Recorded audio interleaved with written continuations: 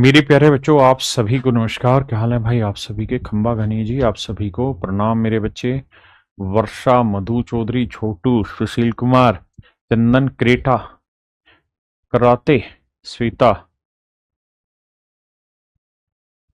तो मेरे प्यारे बच्चों, आप सभी को नमस्कार, आप सभी का स्वागत है। बीच बीच में मैं आप लोगों के नाम पढ़ दूंगा।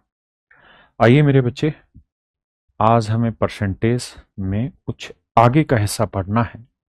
बहुत ज़रूरी चीज़ है जो हम पढ़ने जा रहे हैं, और उससे डायरेक्ट आपके पेपर में सवाल आते हैं। तो आइए मेरे बच्चे, फिर आपके नाम पढ़ लेंगे।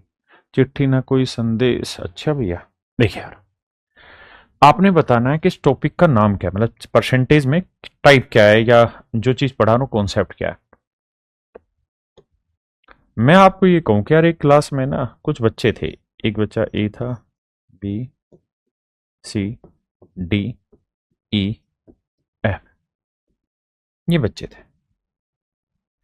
और ये जो बच्चे थे ना, इसमें से दो बच्चे ऐसे थे जो टेनिस खेलते हैं।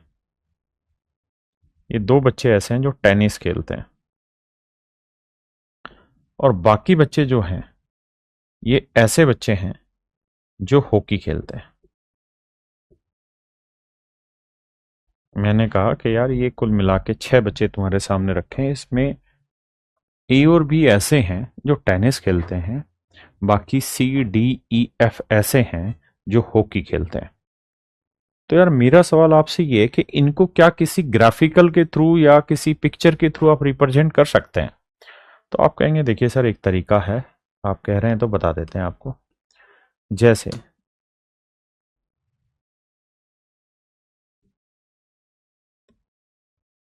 सर, ये जो लोग हैं, ये वो लोग हैं जो टेनिस खेलने वाले हैं। इसमें ए है और बी है। सर, ये वो लोग हैं जो हॉकी खेलने वाले हैं, और इसमें सी, डी, ई, एफ है। ऐसे करके पूरी यूनिट बनी हुई है जो इस तरीके से गेम को बांटते हैं। अब कहानी को ध्यान से समझना कि है क्या मतलब और कैसे काम होगा। भाई, हमारे पास यहां तक की इंफॉर्मेशन मैंने दी, और यहां तक की इंफॉर्मेशन आपने बिल्कुल ठीक तरीके से रिप्रेजेंट करके दे दी। चैप्टर का ना, टॉपिक का नाम बताना क्या है थोड़ी देर बाद। लेकिन मान लो अब कोई बड़ा टीचर आ गया और उसने कहा कि यार, जी, एच, ये दो ढक्कन ऐसे आ गए जिन्होंने पूरा संविधान बदल दिया, नियम बदल दिए। ये ऐसे थे जो टेनिस भी खेल रहे थे और हॉकी भी खेल रहे थे। ये दो ऐसे बच्चे, मेरे बच्चे, जो टेनिस भी खेल रहे थे, हॉकी भी खेल रहे थे। अब आपसे सवाल सीधा सीधा यहाँ पे एक चीज पूछी जा रही है यहाँ पे, और वो ये कि अगर ये वो बच्चे हैं जो टेनिस और हॉकी दोनों खेल रहे थे, तो यार अब ग्राफिकल रिप्रेजेंटेशन करके दिखाइए कि यार, इन सब का कैसे रिप्रेजेंटेशन होगा। तो भाई, जी और एच को अगर हम टेनिस में डाल दें तो यहां रह जाएगा, क्योंकि वो हॉकी भी खेल रहे हैं। तो फिर कुछ लोगों ने भी दिमाग दौड़ाया और कहा यार, ऐसा करो ना, ऐसे सेटिंग बैठाओ। कैसे? कि देखो यार, ये लोग वो थे जो हॉकी खेल रहे थे, ये लोग वो थे जो टेनिस खेल रहे थे, लेकिन इन्हीं में जी और एच, ये दो ऐसे खिलाड़ी निकले जो टेनिस और हॉकी दोनों खेल रहे थे। टेनिस और हॉकी दोनों खेल रहे थे। यानी मेरे बच्चे, ये वाला जो खेल है, ये वाला जो गेम है, ये जानते हो क्या है? जहां ये शेडेड कलर आपको दिखाई दे रहा है, क्या है? कोई बताएगा? तो आपका जवाब होगा सर, ये है ओनली टेनिस। उन लोगों को रिप्रेजेंट कर रहा है डाटा जो केवल टेनिस खेल रहे हैं। अच्छा, तो ये किसे रिप्रेजेंट कर रहा है?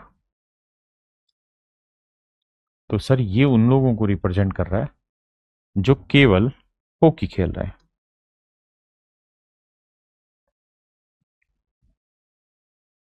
काहे नाराज हो गए भाई? ओनली हॉकी खेलने वाले, these are the people that plays only hockey. ये हॉकी खेलने वाले हैं। तो सर फिर ये वाले कौन हैं? तो राजा बाबू ये वो शैतान हैं जो हॉकी और क्रिकेट, ना हॉकी और टेनिस दोनों खेलने वाले हैं। तो ये वो लोग हैं मेरे बच्चे जो टेनिस प्लस हॉकी दोनों खेलते हैं। अब मुझे जल्दी से सारे बच्चे कमेंट करके बताइए इस टॉपिक का नाम क्या है। बताओ भाई। तो आपका जवाब होगा बिल्कुल ठीक बताया कि सर इस टॉपिक का नाम है वेन डायग्राम। क्या है मेरे बच्चे इस टॉपिक का नाम? Venn diagram. क्या है मेरे बच्चों? वेन डायग्राम इस टॉपिक का नाम है। तो अब हम जो पढ़ने जा रहे हैं वो वेन डायग्राम ही पढ़ने जा रहे हैं। ठीक है जी, वेन डायग्राम हम पढ़ने। आप किसी भी सब्जेक्ट की बात कर लें, किसी भी टॉपिक की बात कर लें, पेपर में सवाल इससे पूछे जाते हैं। ठीक है जी, वेन डायग्राम कहानी क्या है समझते हैं।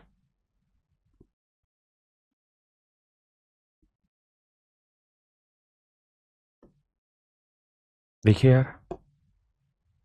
ये मान लीजिए हॉकी को रिप्रेजेंट कर रहा है, ये टेनिस को रिप्रेजेंट कर रहा है। तो ये वाला जो इलाका है ये हॉकी एंड टेनिस बोथ को रिप्रेजेंट कर रहा है। तो मेरे बच्चे ये वाला जो हिस्सा है इसको हम बोलते हैं कॉमन। इसको मेरे बच्चे हम क्या बोलते हैं? कॉमन। हिंदी में बोलते हैं उभयनिष्ठ। हिंदी में क्या बोलते हैं? उभयनिष्ठ। और मेरे बच्चे इसे वेन डायग्राम की भाषा में बोला जाता है इंटरसेक्शन। और इसका जो साइन होता है वो उल्टा यू होता है। वो क्या रहता है मेरे बच्चे? उल्टा यू रहता है। और इसको रिप्रेजेंट करने का तरीका ये रहता है कि सर हॉकी इंटरसेक्शन टेनिस। इसका मतलब है ये उल्टा यू का कि भाई हॉकी और टेनिस दोनों में कॉमन जो चीज है उसे हम इंटरसेक्शन से रिप्रेजेंट कर रहे हैं। मेरे बच्चे उसे हम किससे रिप्रेजेंट कर रहे हैं? इंटरसेक्शन से। मेरे दोस्तों ये वाली चीज ओनली हॉकी कहलाएगी, ये वाली चीज ओनली टेनिस कहलाएगी। और मेरे बच्चों अगर हम इन सब गोलों को भर दें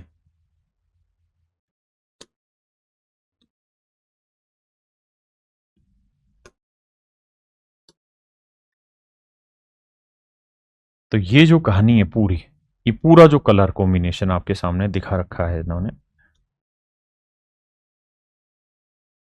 ये जो कलर कॉम्बिनेशन आप देख रहे हैं यहां से लेके यहां तक का,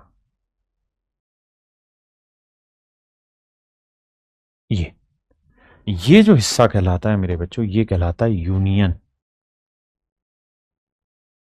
यूनियन इसको हिंदी में कहते हैं कुल मिलाकर। कुल मिलाकर कर। यूनियन का जो साइन है वो ऐसा है? ये तो इंटरसेक्शन का बना दिया, सीधा यू है। ये है यूनियन का साइन। अगर मैं ये कह रहा हूं कि हॉकी यूनियन टेनिस, तो इसका मतलब वो सारे बच्चे हैं जो हॉकी भी खेलते हैं टेनिस भी खेलते हैं, केवल हॉकी खेलने वाले भी, केवल टेनिस खेलने वाले भी, और हॉकी टेनिस दोनों खेलने वाले भी। ये जो कहानी कहलाती है मेरे बच्चे ये यूनियन कहलाती है। ये क्या कहलाती है जी? यूनियन की कहानी कहलाती है। इस बात को फिर से रिपीट करता हूं, ये वाला ओनली हॉकी, ये वाला ओनली टेनिस। ये hockey and tennis both and this is the union. Clear है? अब हम पेपर में इन सवालों को पढ़ेंगे और यहां कुछ फार्मूले भी डिसाइड करते हैं। देखो जी, जो लोग हॉकी खेलने वाले हैं ना उसको हम एनएच से रिप्रेजेंट करेंगे, number of player who play hockey. जो टेनिस खेलने वाले उसे हम एनटी से डिनोट करेंगे। ठीक है जी, आपने कहा जी बात तो समझ गए। तो एक फार्मूला रहता है मेरे बच्चे क्या, कि भैया जो लोग हॉकी और टेनिस खेलने वाले हैं अगर आप उनका यूनियन निकालना चाह रहे हैं तो पहले हॉकी खेलने वाले निकाल लो, फिर आप टेनिस खेलने वाले निकाल लो, और इसमें से माइनस कर दो हॉकी और टेनिस कॉमन खेलने वाले। हॉकी और टेनिस दोनों खेलने वाले लोग। ठीक है जी, हॉकी और टेनिस दोनों खेलने वाले लोग इसमें से माइनस कर दो। ऐसा क्यों होता है, एक सवाल के थ्रू आते हैं। जैसे पहला सवाल है, हम सवाल के थ्रू ज्यादा बेटर अंडरस्टैंडिंग कर पाएंगे और उसी की कोशिश करेंगे समझने की। आइए, तो कह रहा है in an examination 65% of the students pass in mathematics. 65% बच्चे ऐसे जो गणित में पास हो गए, बाकी भी कोई ना कहीं किसी में पास हुआ है, तो 65 बच्चे गणित में पास हुए, 65% बच्चे मैथ में पास हुए, 48% बच्चे फिजिक्स में पास हुए और 30% बच्चे ऐसे हैं जो दोनों में पास हुए। 30% बच्चे ऐसे हैं जो दोनों में पास हुए। तो यार ध्यान से समझना मेरी बात है, कोई भी चीज होगी, जैसे एक एग्जाम्पल के तौर पे समझाने की कोशिश करता हूं। जैसे मान लीजिए ये कोई स्कूल है या ये कोई क्लास है, ये पूरी क्लास को रिप्रेजेंट कर रहा है। इस क्लास में ये बच्चे ऐसे होंगे जो मैथ में पास हुए होंगे, ये बच्चे ऐसे हैं जो हिंदी में पास हुए होंगे,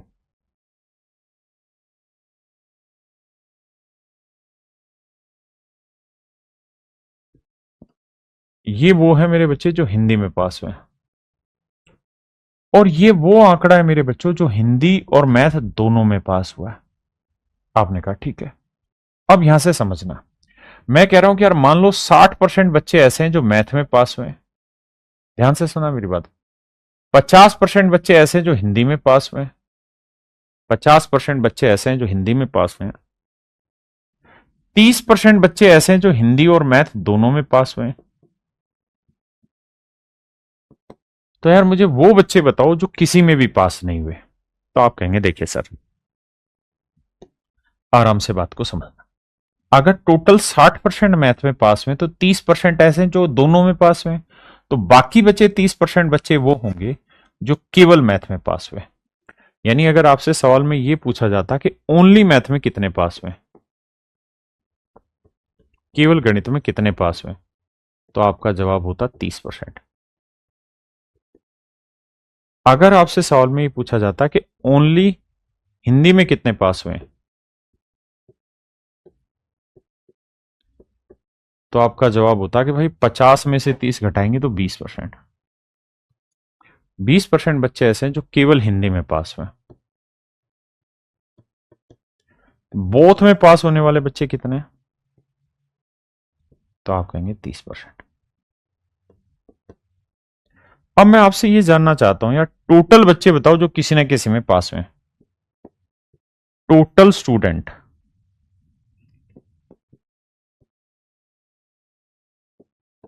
हु पास्ड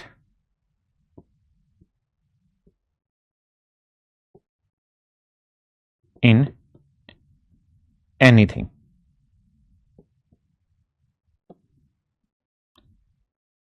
वो बच्चे बताओ जो किसी न किसी में पास हुए, चाहे वो एक में पास हुए वो भी लेने हैं, दो में पास हुए वो भी लेने हैं, यानी आप टोटल बच्चे बताओ कितने जो पास हुए। तो आप कहेंगे देखिए सर, ये वो लोग हैं जो केवल मैथ में पास हुए, ये वो लोग हैं जो केवल हिंदी में पास हुए, और ये वो लोग हैं जो हिंदी इंग्लिश दोनों में पास हुए।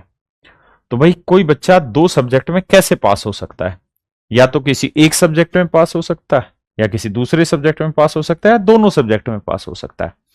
तो 30 और 20 50 और 30 80, यानी मैं ये कह सकता हूं सर 80% बच्चा ऐसा है जो किसी ना किसी सब्जेक्ट में पास हुआ है। और ये जो वेन डायग्राम आपके सामने बना के रखा गया है, इस वेन डायग्राम में खासियत यही है कि ये बेसिकली रिप्रेजेंट कर रहा है पास होने वाले बच्चों को।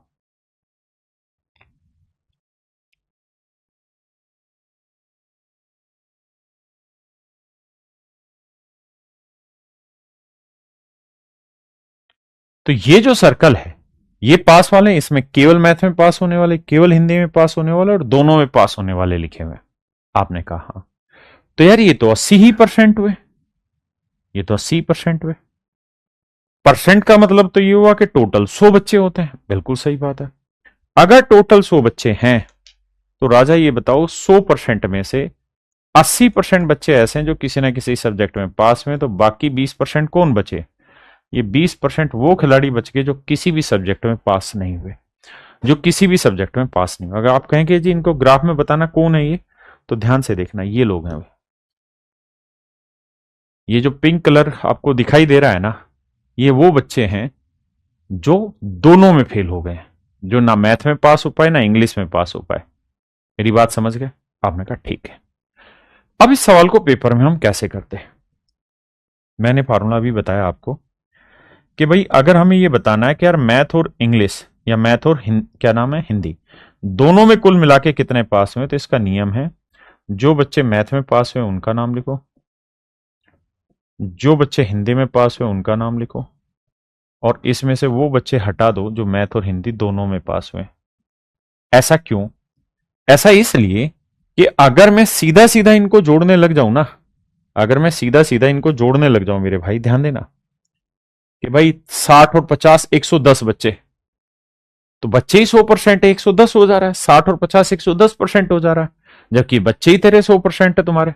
फिर ये 110% क्यों हो रहा है? इसलिए क्योंकि सर अगर आप गौर फरमाएंगे तो आप जान पाएंगे इस बात को कि ये जो नंबर है ना, ये वाला जो नंबर है, ये नंबर बेसिकली इसमें भी जुड़ा गया, और यही वाला जो नंबर है ना, ये इसमें भी जोड़ा गया। यानी यही वाला डाटा जो कॉमन वाला आंकड़ा है, ये 2 बार जोड़ा गया। जब ये कॉमन वाला आंकड़ा 2 बार जोड़ा गया है तो इसको 1 बार फालतू जोड़ा गया है, तो इसलिए वो 1 बार फालतू वाला घटा रहे हैं। समझे? पूछे कि नहीं? तो देखो यार, मैथ में पास होने वाले 60% है, हिंदी में पास होने वाले 50 है, मैथ और हिंदी दोनों में 30 है। तो 60 और 50 110 में से 30 गया मेरे बच्चे 80। यानी 80% बच्चा ऐसा है जो किसी न किसी सब्जेक्ट में पास हुआ है, तो 100 में से 80 हटाया, 20% बच्चा वो है जो किसी में पास नहीं हुआ। देखिए यार, आपके पास 2 तरीके होंगे हमेशा ही। पहला तरीका ये वाला होगा और दूसरा तरीका होगा मेरे बच्चे वेन डायग्राम वाला। मैं हमेशा ही प्रीफरेंस दूंगा अपने वेन डायग्राम वाले मेथड को, क्योंकि मुझे ये मेथड ठीक लगता है। ये बहुत सारे सवालों के जवाब जल्दी दे पाएगा। ठीक है जी। अब आते हैं इस सवाल पर जो था। तो अगर मैं आपसे ये कहूं कि टोटल कितने बच्चे हैं जो दोनों में पास हुए, तो देखते हो डिटेल तरीका क्या कि भाई 65 में से 30 दोनों में, तो 35% ऐसे हैं जो केवल मैथ में पास हैं। 48 में से 30 दोनों में, तो केवल 18% बच्चे ऐसे हैं जो केवल फिजिक्स में पास हैं। तो हम ये कहेंगे यार ओनली मैथ में पास होने वाले, दैट आर 35%।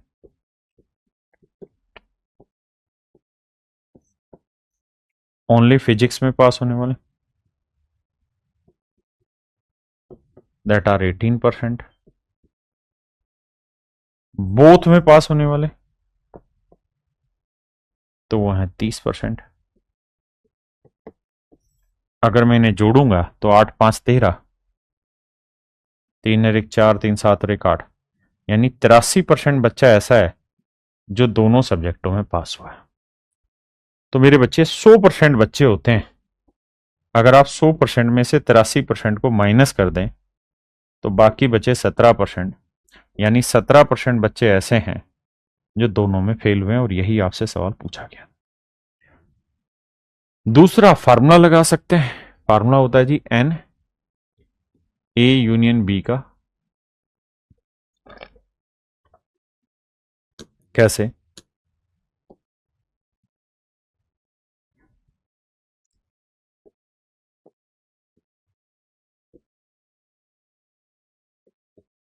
तो मैथ में पास होने वाले, फिजिक्स में पास होने वाले, और मैथ और फिजिक्स दोनों में कॉमन पास होने वाला। तो भैया मैथ में पास होने वाले बच्चों की संख्या है 35, फिजिक्स में पास होने वाले बच्चों की संख्या, सॉरी, मैथ में पास होने वालों की संख्या थी 65, फिजिक्स में पास होने वालों की संख्या थी 48, और दोनों में पास होने वालों की संख्या थी 30। तो सोल्व करोगे तो एन मैथ यूनियन फिजिक्स, तो यह आया मेरे बच्चे 83%। यानी 83% लड़का ऐसा है जो दोनों सब्जेक्टों में पास हुआ है। तो बाकी 17% वो होगा जो दोनों में फेल हुआ। जी बता रहा हूं देव प्रकाश जी। दूसरी बात ध्यान से समझिए, यहां ये सब मूर्खों के तरीके, आपको ये नहीं करना। आपने बस दिमाग ये दौड़ाना है, फालतू चीजों में दिमाग मत रखिए। क्या टोटल 65 और 48, 8 5 13, 6 4 10 और 11, 113 बच्चे हो गए इस हिसाब से। लेकिन जो कॉमन डाटा था वो 2 बार जोड़ा गया, तो उसको 1 बार घटा दो, बस बात खत्म। आप मन ही मन ये चीज दौड़ाएंगे, ठीक है। आइए इस पे।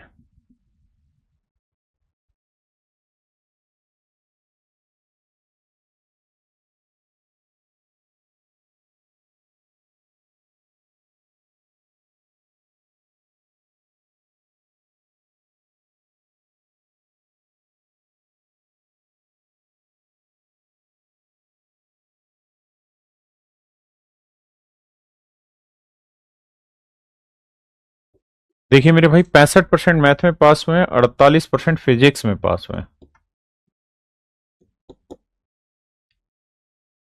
हैं?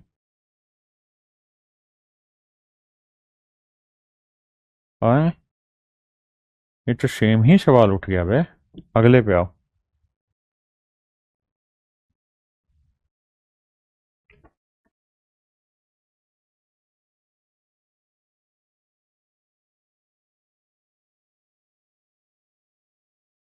देखिए भैया, सवाल में कह रहे गांव में 60% परिवारों के पास गाय है।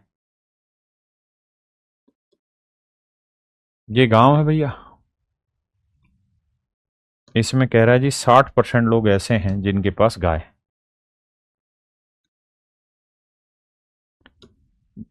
बाकी लोग ऐसे भी हैं जिनके पास भैंस है।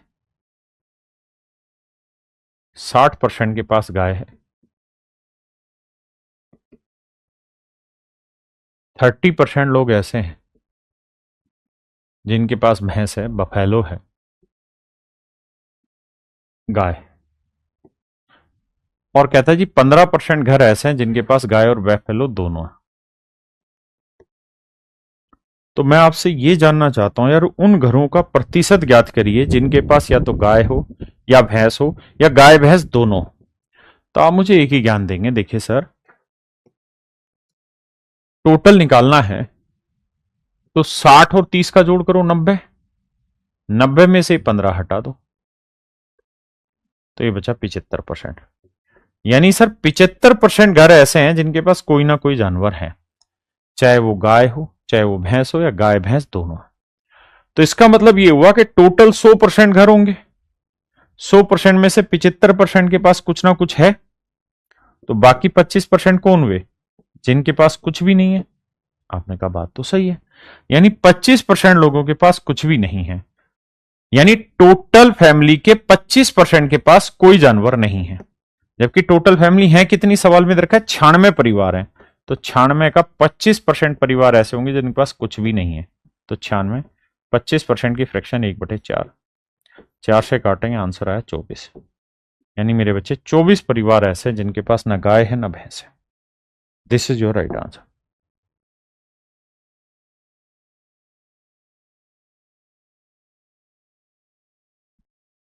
देखिए मेरे बच्चे,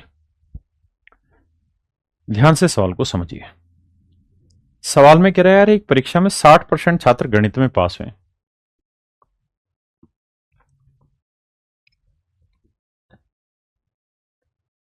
60% बच्चे मैथ में पास हुए,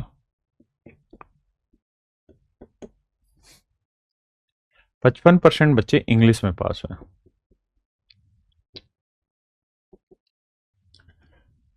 कुछ बच्चे ऐसे होंगे जो मेरे बच्चे दोनों सब्जेक्टों में पास हुए। और सवाल ने एक लाइन बहुत अच्छी कही। वो लाइन उसने ये कही कि प्रत्येक विद्यार्थी कम से कम एक विषय में पास हुआ, यानी ऐसा कोई बच्चा नहीं है जो पास ही ना हुआ किसी भी एक सब्जेक्ट में, कम से कम एक सब्जेक्ट में तो पास हुआ है। And every student passed in at least one subject, कम से कम एक सब्जेक्ट में तो बच्चा पास हुआ ही है। ऐसा सवाल का कहना है कि भाई इसमें कोई दो राय नहीं कि कम से कम एक सब्जेक्ट में बच्चा पास हुआ है। तो मेरे प्यारे बच्चों, मुझे एक बात बताना। वो ये कह रहा है कि भाई मैथ और इंग्लिश का जो यूनियन है वो बेसिकली 100% है, यानी हर एक बच्चा मैथ या इंग्लिश में किसी न किसी में पास हुआ ही कुल मिला के। तो फार्मूला होगा केवल ना मैथ में पास होने वाला, इंग्लिश में पास होने वाला और मैथ और इंग्लिश दोनों में इंटरसेक्शन। देखिए यार, मैथ में पास होने वाले 60% है, इंग्लिश में पास होने वाले 55% है। हमें इसी की वैल्यू पता करनी है। अब जोड़ेंगे इन्हें तो 60 और 55, तो भैया 60 और 55 हो गया 115, घटाएंगे तो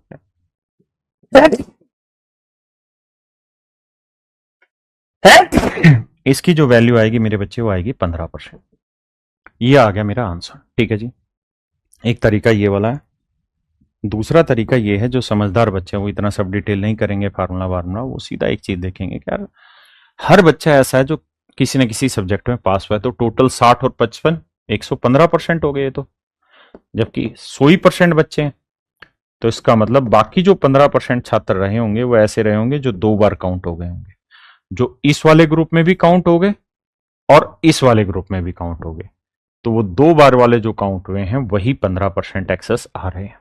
तो मेरा आंसर हो जाएगा ऑप्शन सी।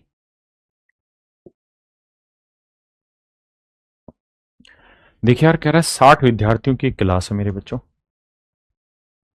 टोटल कुल मिला के 60 बच्चे हैं भाई। इन 60 बच्चों में मेरे बच्चे 45 बच्चे म्यूजिक पसंद करते हैं, 50 बच्चे डांस पसंद करते हैं। कहता है म्यूजिक 45,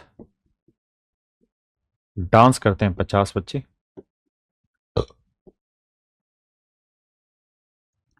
और 5 विद्यार्थी ऐसे हैं जो कुछ भी पसंद नहीं करते।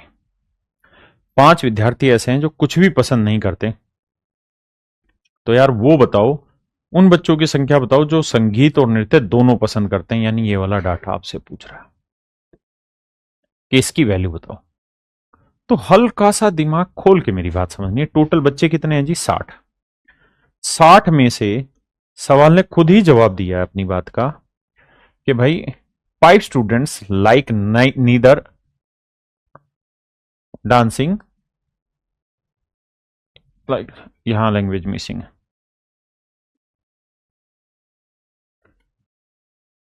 यहां चेंज करना भाई। 5 स्टूडेंट लाइक नीदर डांसिंग नोर म्यूजिक। अब ठीक लिखा गया। वो ये कह रहा है कि भाई 5 बच्चे ऐसे हैं जो ना तो म्यूजिक पसंद करते हैं ना ही नृत्य, है ना। भाई 5 विद्यार्थी कुछ भी पसंद नहीं करते, तो कुछ भी पसंद मतलब दो ही तो चीजें हैं, 10 चीजें थोड़ी ऑप्शन रखा है।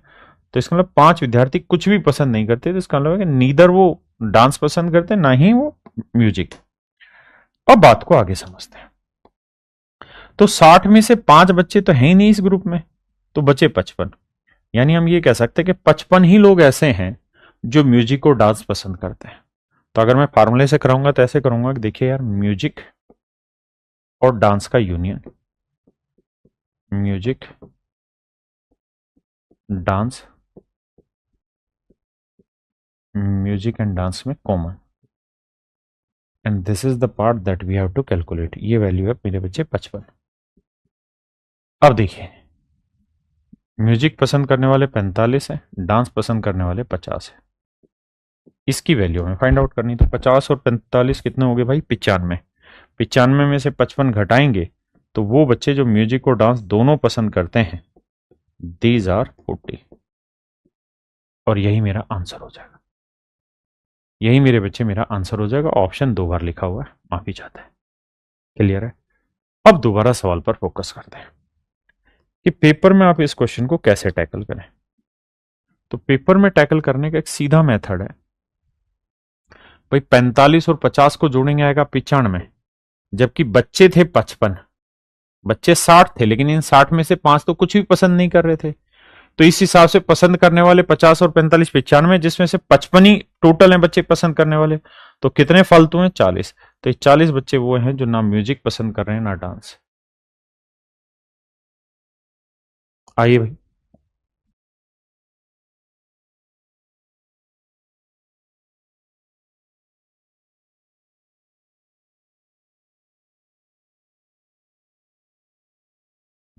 देखिए मेरे बच्चे, कह रहे हैं कि विद्यालय में 50% बच्चे क्रिकेट खेलते हैं, 40% बच्चे फुटबॉल खेलते हैं।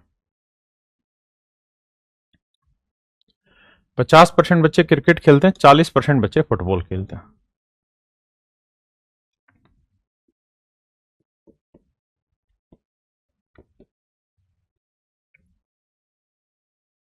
40% फुटबॉल खेलते हैं। और कह रहा है यार 10 बच्चे ऐसे हैं जो दोनों गेम खेलते हैं। 10% बच्चे ऐसे हैं मेरे बच्चे जो क्रिकेट और फुटबॉल दोनों खेलते हैं। तो यार कितने बच्चे ऐसे जो ना क्रिकेट खेलते ना फुटबॉल खेलते, उनकी संख्या है। तो आप कहेंगे देखो सर, टोटल बच्चे हो गए 50 और 40, 90। 90 में ये 10 दो बार जोड़ रखा है तो घटा देंगे, तो यानी 80% बच्चा ही ऐसा है जो कुछ ना कुछ खेलता है। अगर 80% बच्चा ही मेरे भाई कुछ ना कुछ खेल रहा है, कैलकुलेट करना आ रहा है ना। देखो 50 में से 10 गया, 40 आ गया। 40 में से 10 गया, 30। यही तो टोटल बच्चे हैं। तो जोड़ोगे 30 और 10, 40 और 40, 80। तो 100% में से मेरे बच्चे 80% ऐसा है जो कुछ ना कुछ खेलता है। तो बाकी 20% कौन हुआ? बाकी 20% वो लोग हुए जो कुछ भी नहीं खेलते। और यही आपसे सवाल में पूछा हुआ कि कितने ऐसे लोग हैं जो कुछ भी नहीं खेलते।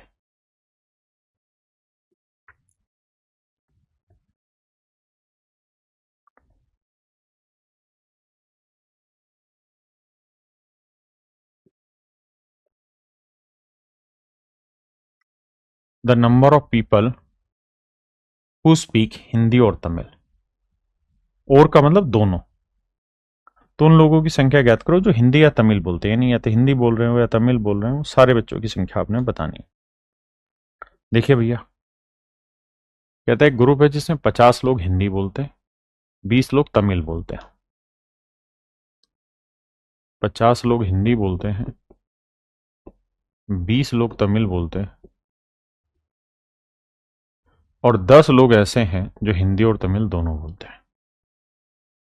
तो देखो यार, तरीका बता रखा 50 और 20, 70, 70 में 10 गया, 60 मेरा आंसर है। बाकी सोल्व करेंगे तो 50 में 10 गया, 40 केवल हिंदी।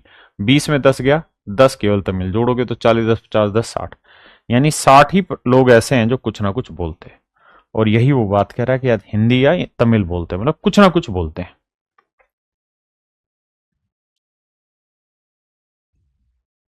आइए भाई, सेकंड क्वेश्चन रह गया था।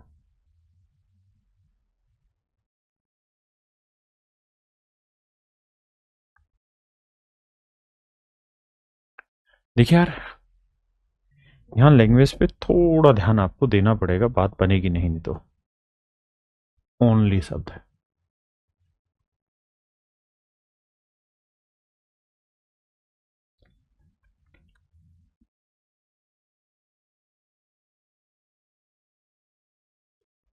देखिए जी,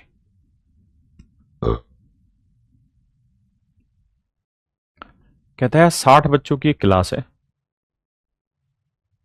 उसमें 40% केवल हिंदी बोलते हैं। हिंदी नहीं, केवल हिंदी बोलने वाले 40% है। 25% अंग्रेजी और बाकी दाना दोनों। 25% अंग्रेजी, केवल अंग्रेजी। 25% बच्चे ऐसे हैं जो केवल इंग्लिश बोलने वाले हैं। और कह रहा बाकी जो बच्चे हैं वो सारे के सारे वो हैं जो दोनों भाषाएं बोल सकते हैं। कहते हैं in a class of 60 student 40% can speak only Hindi, 25% can speak only English, and rest of the student can speak both the language. बाकी बच्चे ऐसे बच्चे हैं जो दोनों भाषाएं बोल सकते हैं, कोई भी ऐसा बच्चा नहीं जो कुछ नहीं बोल सकता हिंदी इंग्लिश में। सारे हिंदी या इंग्लिश में कुछ भी बोल सकते हैं। अब हमें पता करना है कि यार टोटल कितने बच्चे जो हिंदी या इंग्लिश बोल सकते हैं। तो आप एक तरीका करेंगे भाई, टोटल 100% बच्चे हुए तो 40 केवल हिंदी, 25 केवल इंग्लिश, तो 40 और 25 कितना हो गया? 65। तो 100 में से 65 हटाएंगे तो बचेगा मेरे भाई 35। यानी 35% बच्चा ऐसा होगा जो हिंदी इंग्लिश दोनों बोल सकता है। 35% बच्चा ऐसा होगा जो हिंदी इंग्लिश दोनों बोल सकता है। तो कह रहा कितने छात्र अंग्रेजी बोल सकते हैं, तो इंग्लिश कितने बच्चे बोल सकते हैं? तो आप कहेंगे जी देखिए ध्यान से, इंग्लिश बोलने वाले 25 जमा 35 जोड़ेंगे भाई कितना आएगा? तो आएगा 60%। यानी 60% बच्चे ऐसे जो इंग्लिश बोल सकते हैं। टोटल बच्चे कितने हैं जी? 60। अब 60 बच्चों का 60% निकाल दो। 60 बच्चों का 60% निकालोगे तो ये आएगा 36। यानी 36 बच्चे ऐसे हैं जो इंग्लिश बोल सकते हैं। केवल इंग्लिश नहीं, जो इंग्लिश बोल सकते हैं वो 36 बच्चे हैं।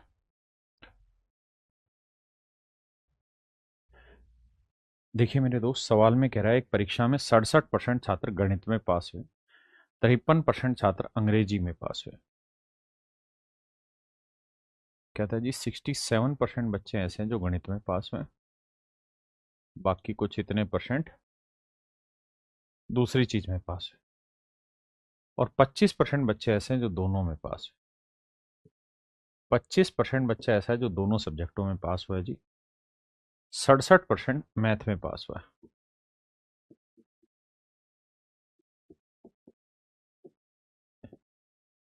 53% इंग्लिश में पास हुआ, और 25% दोनों में पास हुआ। कहता है यदि 200 छात्र गणित व अंग्रेजी दोनों में फेल हुए हैं तो बताइए कितने छात्र केवल गणित में पास हुए, ओनली मैथ में कितने पास हुए। तो मेरे बच्चे ये बताओ कि टोटल बच्चे कितने हैं जो पास हुए हैं। तो आप कहेंगे देखिए सर अभी आपने तरीका बताया कि इन दोनों को जोड़ लो, तो 67 जमा 53 जोड़ोगे तो इट विल कम 7 3 10 6 5 11 और 1 12 120, और इसमें से 25 हटा दो,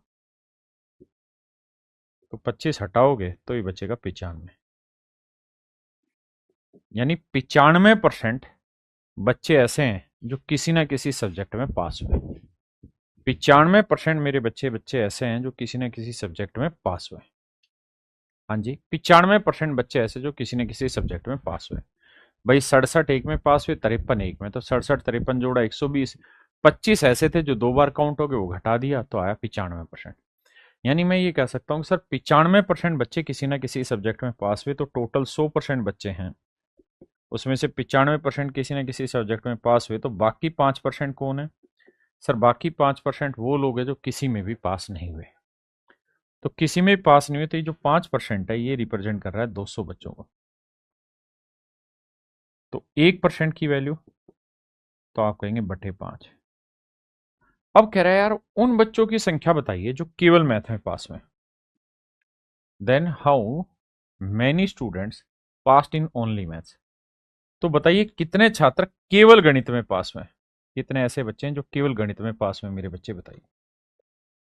तो जानते हैं, आप कहेंगे जी 67% मैथ में पास हुए, उसमें से 25 तो ऐसे हैं जो दोनों में पास हुए, तो 67 में से 25 हटा देंगे तो 7 में 5 गया 2 और 6 में 2 गया 4, तो ये 42% लोग वो होंगे जो केवल गणित में पास हुए। हाँ जी, तो 42% वो लोग हैं जो गणित में पास हुए, तो 42% की वैल्यू क्या होगी। 5 से काटेंगे, 5 चौक 20, जीरो, और गुना करेंगे तो जीरो, 4 दूनी 8, 4 चौक 16, यानी 1680 लोग हैं मेरे बच्चे कुल मिला के जो गणित में पास हुए हैं, केवल गणित में पास हुए।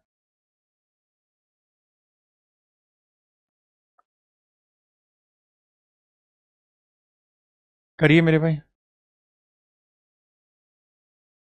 सेम ही सवाल है, लगाइए दिमाग।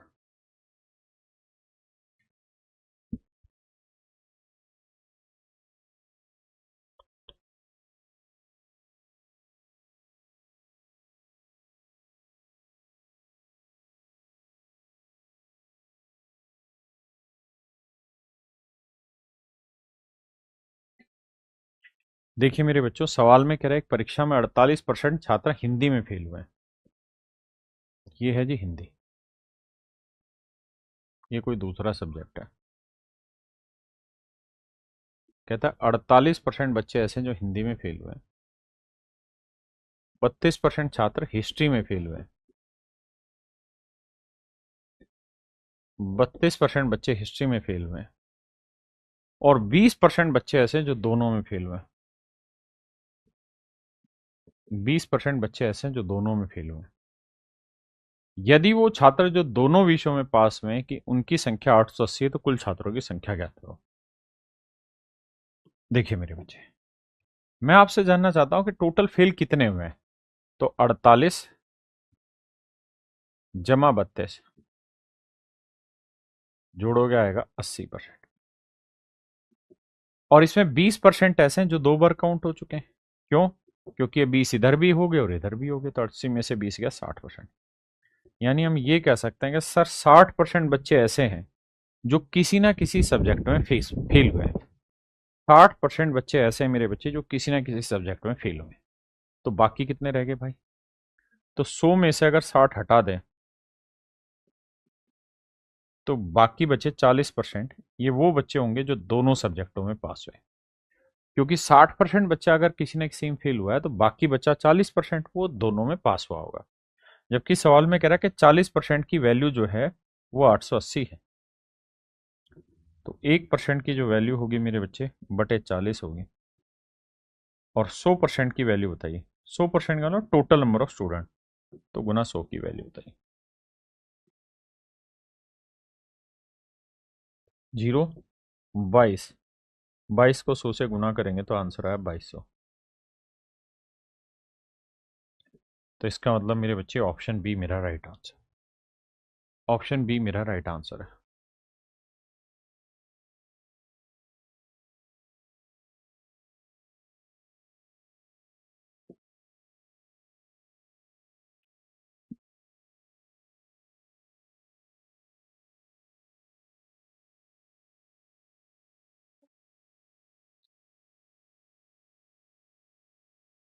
देखिए मेरे बच्चे, सवाल ने कहा in an examination 600 student appeared.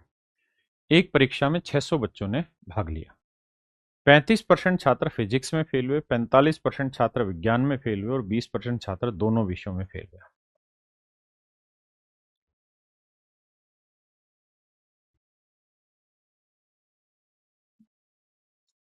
देखिए यार, 35% बच्चे विज्ञान में फेल हुए, साइंस में।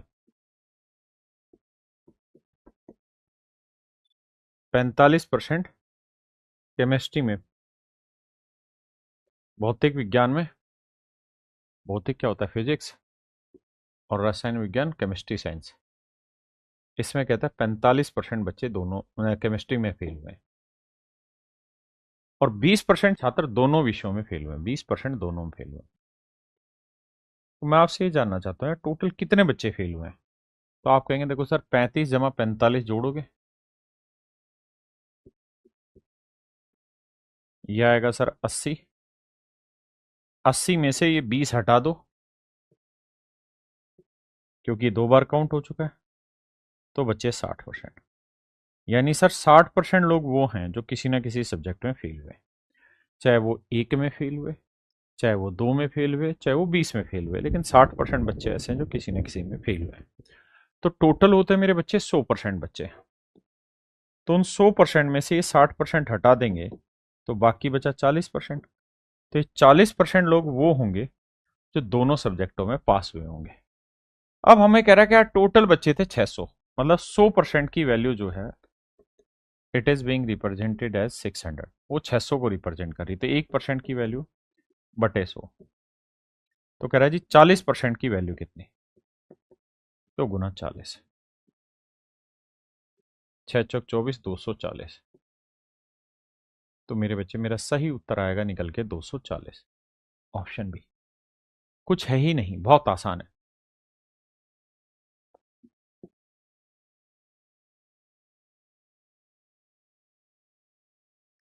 इस सवाल को करते वक्त दो चीजों पे विशेष ध्यान देना। यहां पास है, यहां पास है, लेकिन यहां फेल है। यहां पास है, यहां पे भी पास था, लेकिन यहां फेल है, अनुत्तीर्ण। अब सवाल को ठीक नजर से पढ़ेंगे तो सवाल करने में मजा आएगा।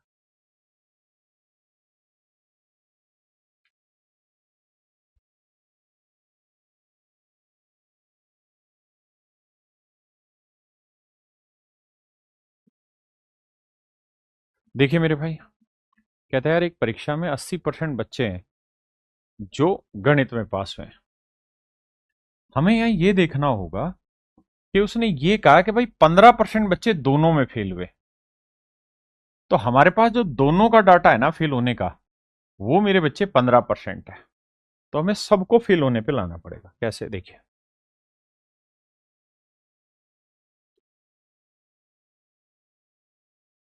हमें ऐसे लाना पड़ेगा कि गणित में 80% पास हुए हैं तो 20% फेल हुए होंगे। रीजनिंग में 65% पास हुए हैं तो 35% फेल हुए होंगे। हमें दोनों में कह रहा है कि जो फेल हुए हैं 15% है। इस बात को ध्यान से समझना। इससे पहले के सवालों में अलग अलग में पास वाला रहता था और कॉमन वाले में भी पास वाला रहता था। इस बार क्या हुआ कि फिजिक्स ना मैथ और रीजनिंग में तो पास वाले हैं, लेकिन यहां फेल वाले, तो सब में फेल वाले कर लो कि भाई मैथ में अगर 80% पास हुए तो 20% फेल हुए होंगे। रीजनिंग में अगर 65% बच्चे पास हो गए तो बाकी जो 35% है वो फेल हुए होंगे। तो टोटल बच्चे तो आप कहेंगे 20 और 35 55, माइनस कर दो 15, तो बचा 40%। यानी सर हम ये कह सकते हैं कि 40% बच्चे ऐसे हैं जो किसी ना किसी सब्जेक्ट में फेल हुए हैं, चाहे वो एक में हुए हो, दो में हुए हो, लेकिन 40% बच्चे किसी ना किसी में फेल हैं। तो टोटल 100% बच्चा होता है, उसमें से 40% हटा देंगे तो बचा कितना जी? 60%। यानी मेरे दोस्तों 60% बच्चा ऐसा है, 60% बच्चा मेरे भाइयों ऐसा है जो दोनों सब्जेक्टों में पास हुआ होगा, जो दोनों सब्जेक्टों में पास हुआ। तो हमसे सवाल में ये पूछ रहा है, पूछ क्या रहा है उस पर चर्चा कर लेते हैं। तो हमसे कह रहा है 150 स्टूडेंट, 150 बच्चे ऐसे हैं जो दोनों ना जो केवल मैथ में पास हुए हैं। Then find how many student fail only in reasoning. तो भाई उन बच्चों की संख्या बताओ जो केवल रीजनिंग में फेल हुए हैं, उन बच्चों की संख्या बताइए जो रीजनिंग में फेल हुए हैं। देखो जी बताते हैं। आप मुझे ये बताना, रीजनिंग में फेल कितने हुए जी? 35%। उसमें से 15 तो ऐसे हैं जो दोनों में, तो केवल रीजनिंग में फेल होने वाले कितने बचे? 20। 35 में से 15 हटाया 20। तो अगर आपसे सवाल में ये पूछा गया है कि भाई ओनली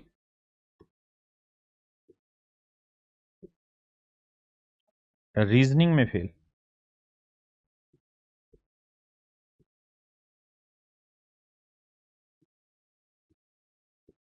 ओनली रीजनिंग में फेल होने वाले, केवल रीजनिंग में फेल होने वाले बच्चों की संख्या ज्ञात करिए, तो आपका जवाब होगा जी 20%। कितने होंगे मेरे बच्चे? 20%। आपने कहा हाँ पाठ ठीक है सर। अब सवाल ने कहा था 150 छात्र ऐसे हैं जो गणित में पास हुए, तो ओनली मैथ में पास होने वाले कितने हैं? ओनली मैथ में पास। तो आप कहेंगे देखिए सर, मैथ में जो पास होने वाले बच्चे हैं वो हैं 80%। सवाल ने पहली लाइन में कहा कि भाई 80% बच्चे ऐसे हैं जो मैथ में पास हुए हैं। इस 80 में से 60% बच्चे ऐसे हैं जो मैथ और रीजनिंग दोनों में पास हुए हैं। बिल्कुल ठीक है। 60% बच्चे ऐसे हैं जो दोनों में पास हुए हैं। तो केवल मैथ में कितने पास हुए जी? 20%। तो केवल मैथ में मेरे भाई 20% पास हुए। और सवाल ने यही दे रखा है कि भाई 150 बच्चे ऐसे हैं जो केवल गणित में पास हुए हैं, यानी 20% की वैल्यू है मेरे बच्चे 150। तो कह रहा है केवल रीजनिंग में कितने फेल हुए? 20% और 20% की वैल्यू 150 है, यानी मेरे बच्चे ऑप्शन ए हो जाएगा। कान खोल के आराम से सवाल को 2-3 बार पढ़ने की कोशिश करिए।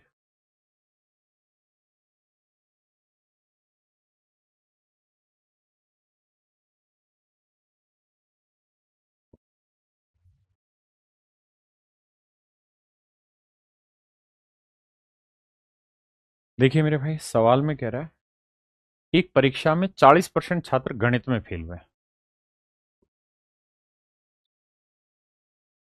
तीन चीजें होंगी ना? ठीक है जी।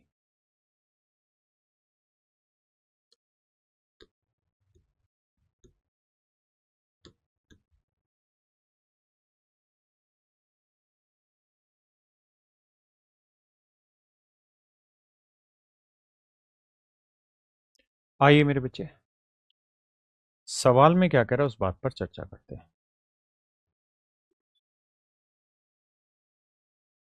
सवाल में मेरे बच्चे कह रहे हैं एक परीक्षा में 40% बच्चे मैथ में फेल हुए,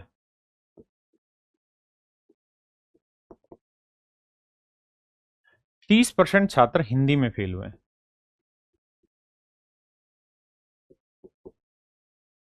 50% बच्चे इंग्लिश में फेल हुए। तो मैंने एक को मेरे बच्चे हिंदी मान लिया, एक को इंग्लिश मान लिया और एक को मैथ मान लिया। ठीक है जी। क्लियर है? अब आइए आगे।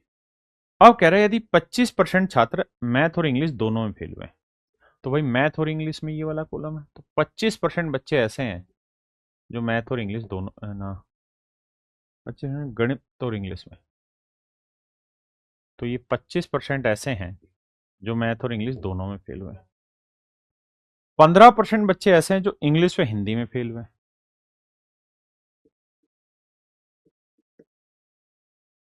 और 22% बच्चे ऐसे हैं जो हिंदी और मैथ में फेल हुए हैं।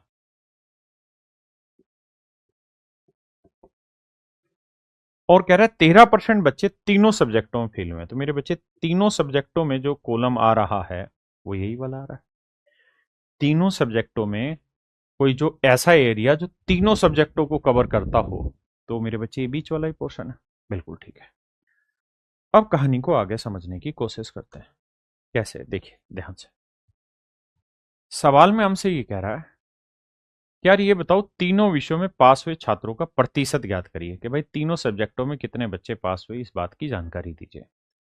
देखो मेरे बच्चे, थोड़ा सा दिमाग दौड़ा सकते हो ऐसे कि भाई 40% बच्चे केवल गणित में पास हुए ना, गणित में पास हुए। बिल्कुल ठीक है। 22% बच्चे ऐसे हैं जो गणित और हिंदी में पास हुए, यानी ये वाला डाटा है 22। लेकिन अगर इस 22 में से अगर ये 13 हटा दूं, तो ये वाला डाटा जानते हो कौन सा आ जाएगा?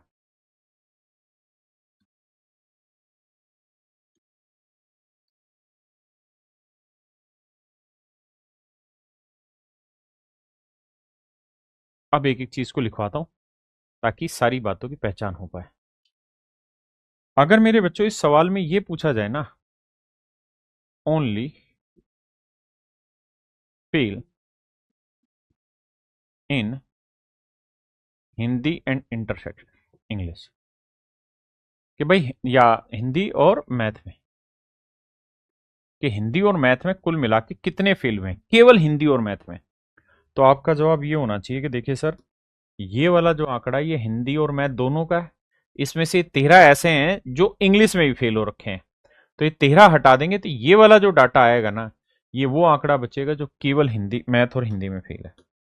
तो अगर मैथ और हिंदी में पूछा जाएगा तो आपका जवाब होगा 22 - 13, यानी 9% बच्चे ऐसे हैं जो केवल मैथ और हिंदी में फेल हुए। अगर मैं यही सेम सवाल आपसे पूछूं मैथ और इंग्लिश में, कि केवल मैथ और इंग्लिश में कितने फेल हुए, तो आप वही ज्ञान मुझे देंगे कि देखिए सर, मैथ और इंग्लिश में कुल मिला के 25% बच्चे फेल हुए हैं, लेकिन इसमें से 13% तो वो हैं जो तीनों में फेल हुए हैं। तो अगर मैं ये निकालना चाहता हूं कि केवल मैथ और इंग्लिश में, तो यही वाला आंकड़ा बचा। तो 25 में से 13 गया मेरे बच्चे 12%। तो केवल मैथ और इंग्लिश में फेल होने वाले हैं 12%, इसमें है 9%।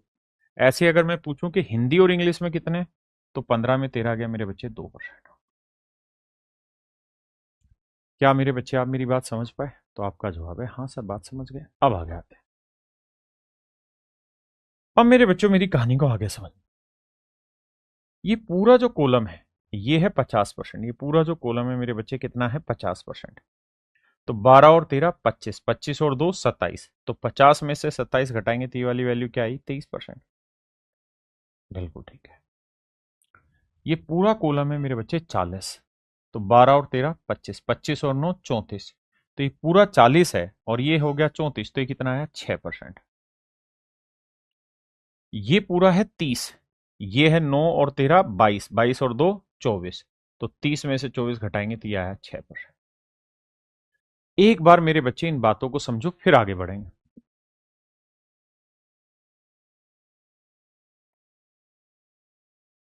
क्लियर है भाई यहां तक की? जी बिल्कुल दिनेश मित्रवाल जी, हो जाएगी। अब आते हैं आगे। अगर आप इतनी बात समझ गए तो अगर इस सवाल में मैं आपसे केवल ये पूछूं कि भाई उन बच्चों की संख्या बताओ जो केवल एक सब्जेक्ट में फेल हुए, तो आप कहेंगे ओनली मैथ में 6%, ओनली हिंदी में भी 6%, और केवल इंग्लिश में 23%। भाई 6, 6 और 23, ये वो लोग हैं जो केवल एक सब्जेक्ट में पास हुए, मतलब एक सब्जेक्ट में फेल हुए। अब मैं आपसे जानना चाहता हूं उन बच्चों की संख्या ज्ञात करिए जो केवल दो सब्जेक्ट में फेल हुए हैं, तो आप कहेंगे 9, 2 और 12। 9, 2 और 12। अब मेरे बच्चे, मैं उन बच्चों की संख्या जानना चाहता हूं जो तीनों में फेल हुए। तो आप कहेंगे तीनों में फेल होने वाले हैं 13। ठीक है जी, सोल्व करेंगे। भाई 3 सब्जेक्ट है तो कोई बच्चा अधिकतम कितने तरीके से फेल हो सकता है? या तो एक में फेल होगा, या दो में फेल होगा, या तीन में। हमने तीनों तरीके ले लिए। सोल्व करते हैं। 6 6 12 और 3 15, 15 और 9 24, 24 2 26, 2 28, 2 3 31 का एक हासिल 3, 3 2 5 और एक 6 और एक 7। यानी हम ये कह सकते हैं कि सर 71% बच्चा ऐसा है, 71% बच्चा मेरे बाबू ऐसा है, 71% बच्चा मेरे भाई ऐसा है जो किसी ना किसी में फेल हुआ है। तो टोटल 100% बच्चा होता है। हाँ जी, उसमें से 71% छात्र ऐसे हैं जो किसी ना किसी में फेल हुए हैं। तो बाकी कितने बच गए जी? 29%। तो मतलब ये 29% बच्चे मेरे भाई वो बच गए, 29% मेरे भाई ये वो बच्चे बच गए जो तीनों सब्जेक्टों में पास हुए होंगे, क्योंकि फेल वाले 71 हैं तो बाकी 29 वाले क्या रहे होंगे? पास।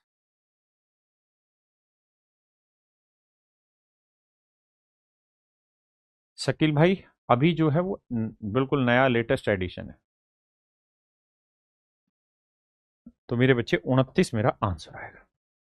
बहुत सारे बच्चे ये सोच रहे होंगे कि सर इसमें बहुत समय लगेगा। बिल्कुल भी समय नहीं लगेगा, मुझे समझाना था इसलिए टाइम लग रहा है। लेकिन अगर आप इसे फार्मूले से करना चाहते हैं कि मान लीजिए तीन चीजें और आप तीनों का यूनियन निकालना चाहते हैं, A union B union C, तो उसका तरीका है A plus B plus C minus N A intersection B minus N B intersection C minus N C intersection A, और plus N A intersection B intersection C. ये रहता है मेरे बच्चे कंबाइंड फार्मूला।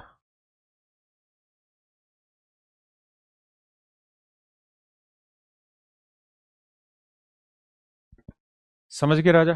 तो इस वाली चीज को फार्मूले में लगा देंगे। जैसे अपने इस वाले सवाल में दे रखा था मैथ में 40, इसमें 30, इसमें 50, तो यहां लिख देंगे। तो ये था 30। भाई केवल मैथ में पास होने वाले ना फेल होने वाले 30 थे, एक में 40 थे, एक में 50 थे। बिल्कुल।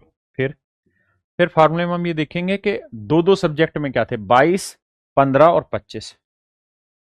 तो 22, 15 और 25,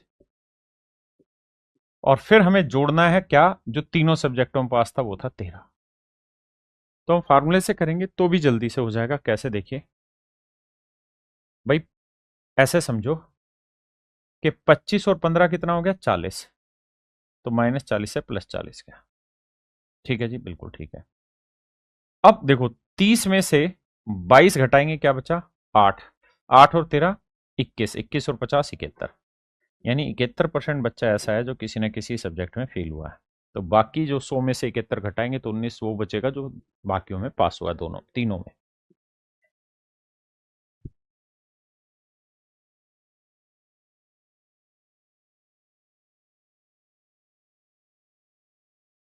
देखिए भाई, मेरे बच्चे सवाल में कह रहा है in an examination 20% of the student fail in math.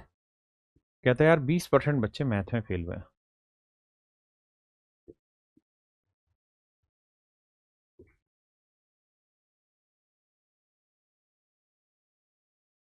20% बच्चे मेरे भाई मैथ में फेल हुए,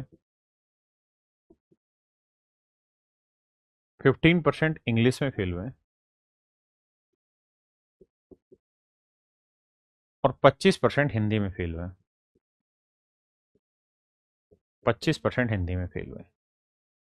5% बच्चे ऐसे हैं जो मैथ और इंग्लिश दोनों में फेल हुए। ये बच्चे 5% है। 10% बच्चे ऐसे हैं जो इंग्लिश और हिंदी में फेल हुए हैं। 10% बच्चे ऐसे जो इंग्लिश हिंदी में फेल हुए। 15% बच्चे ऐसे हैं जो मैथ और हिंदी में फेल हुए।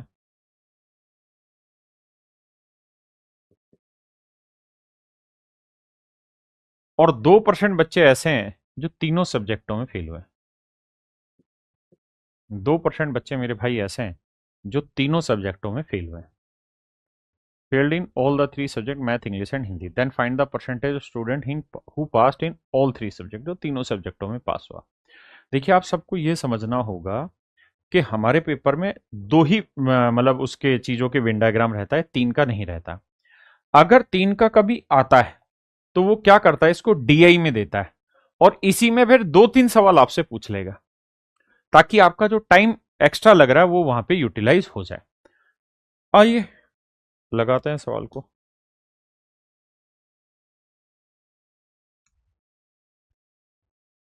देखिए, मैं हमेशा ही वेन डायग्राम करना पसंद करूंगा, क्योंकि मुझे वेन डायग्राम से चीजें ज्यादा क्रिस्टल दिखती हैं और ज्यादा आसानी से मैं कर पाता हूं। आपको फार्मूला भी बता रहा हूं। ये 5 है, ये 2 है तो ये 3 आया। ये 15 है, ये 2 है तो ये 13 आया। ये 10 है, ये 2 है तो ये 8 आया। 8 2 10 और 13 23, 25 में 23 गया 2 आया। 8 2 10 और 3 13, 15 में 13 गया 2 आया। 13 2 15 और 3 18, 20 में से 18 गया, ये 2 आया। जोड़ेंगे तो देखो 2 2 4 2 6, यानी ऐसे लोग जो केवल एक सब्जेक्ट में फेल हुए हैं, तो 2 2 2। अब वो लोगों की संख्या निकालो जो दो में फेल हुए, केवल दो में। 13 8 3, 13 8 3। अब उन लोगों की संख्या निकालो जो तीनों में फेल हुए हैं, दैट इज 2। तो जोड़ोगे मेरे बच्चे तो 2 2 4 2 6 और 3 9, 9 8 17, 17 3 20 और 2 22 का 2, असल 2 2 और 1 3। यानी मेरे बच्चे 32% बच्चे ऐसे हैं जो किसी ना किसी सब्जेक्ट में फेल हुए हैं। तो टोटल 100% बच्चे थे जी, बिल्कुल।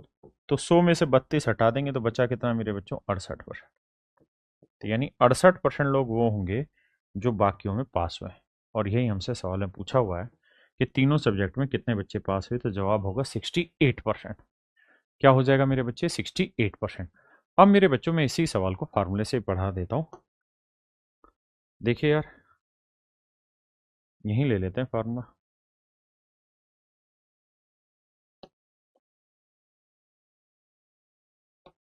देखिए, मेरा तो क्या ही बिगड़ेगा फार्मूले से कराने में, लेकिन मुझे लगता है कि अगर आप धीरे धीरे इन सवालों की प्रैक्टिस करके ना, दो तीन सवालों की, तो उसके बाद आपको इतना समय नहीं लगेगा जितना मैं कराने में लगा रहा हूं अभी। मुझे समझाना, अरे काहे नाराज हो गया था।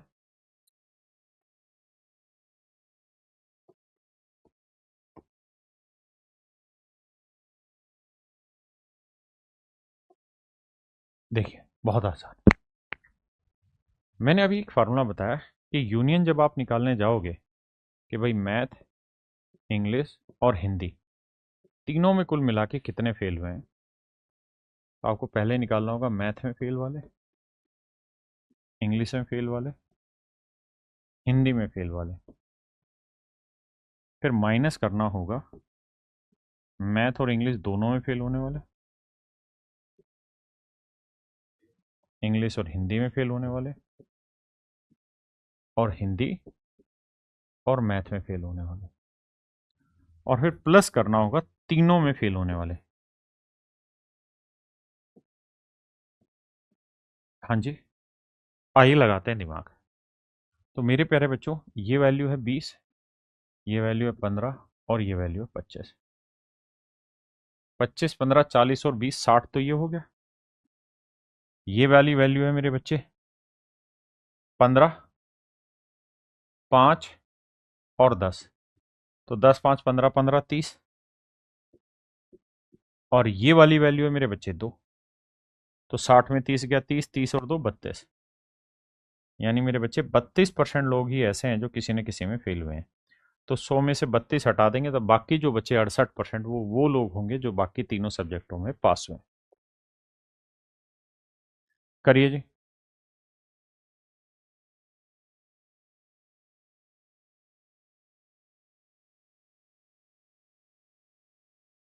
देखिए मेरे बच्चे, ये सवाल है जो थोड़ा सा अच्छी क्वालिटी का क्वेश्चन है। समझाता हूं।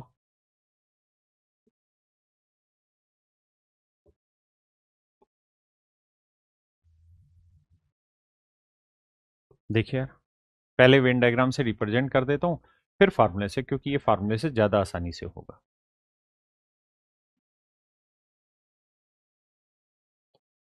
देखो मेरे भाई, कह रहा 53% बच्चे गणित में पास हुए हैं,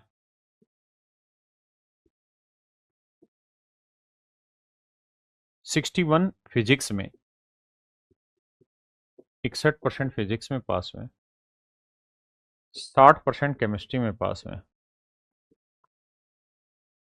24 मैथ और फिजिक्स में, 24% मैथ और फिजिक्स में,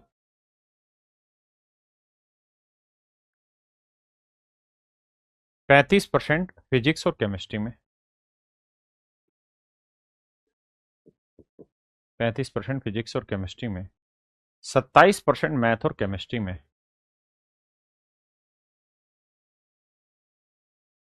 27% मैथ और केमिस्ट्री में, 5% किसी में भी पास नहीं हुए। देखिए यार, इस शब्द को बहुत गहराई से समझना। एंड 5% इन नन, कि भाई 5% पास ही नहीं हुए, 5% किसी भी विषय में पास नहीं हुए, 5% किसी भी विषय में पास नहीं हुए।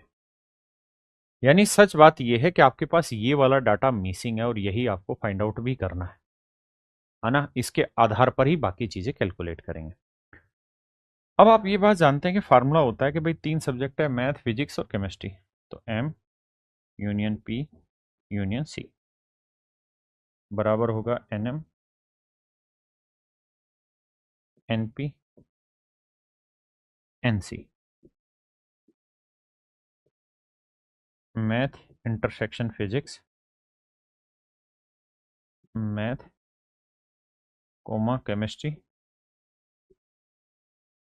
मैथ फिजिक्स इंटरसेक्शन केमिस्ट्री, और लास्ट वाला प्लस वो बच्चे जो मैथ फिजिक्स केमिस्ट्री तीनों में। तो ये मेरे बच्चे मेरा सवाल। अब सवाल में कह रहा है कि यार 5% बच्चे किसी भी सब्जेक्ट में पास नहीं हुए। तो मेरे भाई, इस बात का मतलब ये है कि 5% बच्चे ऐसे हैं जो किसी भी सब्जेक्ट में पास नहीं हुए, वालों सब में फेल हो गए। तो यानी टोटल 100% बच्चे हैं और 100% में से 5% किसी में भी पास नहीं हुए। तो इसका मतलब बाकी 95% बच्चे वो हैं जो पास हुए होंगे किसी न किसी में। आपने कहा हाँ। तो यानी तीनों सब्जेक्टों में कुल मिला के जो पास हुए हैं वो 95% बच्चे हैं, चाहे वो एक सब्जेक्ट में हुए हो, चाहे 2 में या 3 में, लेकिन टोटल पास होने वाले 95 हैं, क्योंकि 5% किसी में भी पास नहीं हुए। अब आइए, मैथ में पास होने वाले कितने जी? 53। फिजिक्स में पास होने वाले 61, केमिस्ट्री में पास होने वाले 60, मैथ और फिजिक्स में पास होने वाले 24, मैथ और केमिस्ट्री में पास होने वाले 27, फिजिक्स और केमिस्ट्री में पास होने वाले 35,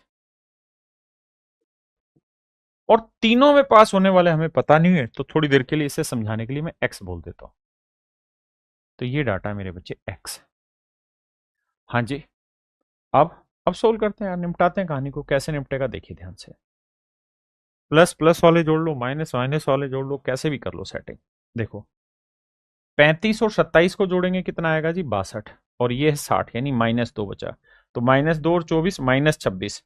तो -26 है, और 53 में से 26 घटाएंगे तो आएगा 27। तो 27 ये आ गया, और 61 ये, तो 7 और 1 8, 6 2 8, 88 आ गया। 88 उधर ले जाके माइनस करेंगे तो x की जो वैल्यू आएगी वो आएगी 7। x की जो वैल्यू आएगी वो कैलकुलेट करने के बाद आएगी मेरे बच्चे 7। x की जो वैल्यू आई मेरे बच्चे कितनी आ गई? 7।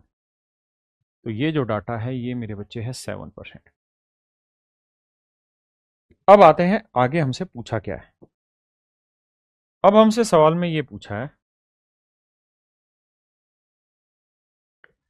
कि भाई उन बच्चों की कैलकुलेशन करके बताइए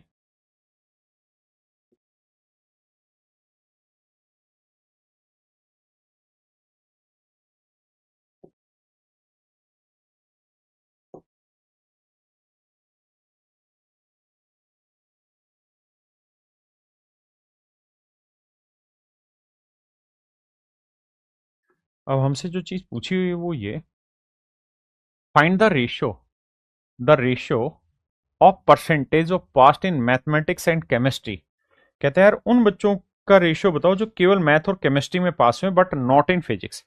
यानी वो बच्चे जो मैथ और केमिस्ट्री में पास हुए हैं लेकिन फिजिक्स में नहीं। तो यही वाला तो डाटा होगा मेरे भाई, जो मैथ और केमिस्ट्री में तो पास हुए लेकिन फिजिक्स में नहीं। तो 27 में से 7 घटाएंगे 20%, यानी 20% बच्चे ऐसे हैं जो केवल मैथ और केमिस्ट्री में पास हुए। अगली लाइन में कह रहा है in relation to the percentage of pass in physics and chemistry but not in math. वो बच्चे जो फिजिक्स और केमिस्ट्री में पास हुए लेकिन मैथ में नहीं, तो वो ये वाले हैं। तो भैया 35 में 7 गया 28। तो आंसर बताना 20% से 28% का अनुपात। 4×5 = 20, 4×7 = 28। तो मेरे बच्चे मेरा राइट आंसर आया 5:7। यानी मेरे बच्चे ऑप्शन बी मेरा यहाँ पे राइट आंसर है। ऑप्शन बी मेरा बिल्कुल करेक्ट आंसर। तो चलिए मेरे प्यारे बच्चों, यहाँ आपका वेन डायग्राम पूरी तरह खत्म हुआ। उम्मीद करता हूँ आपको पढ़ने में मजा आया होगा, बढ़िया लगा होगा। नमस्कार, धन्यवाद, थैंक यू, थैंक यू।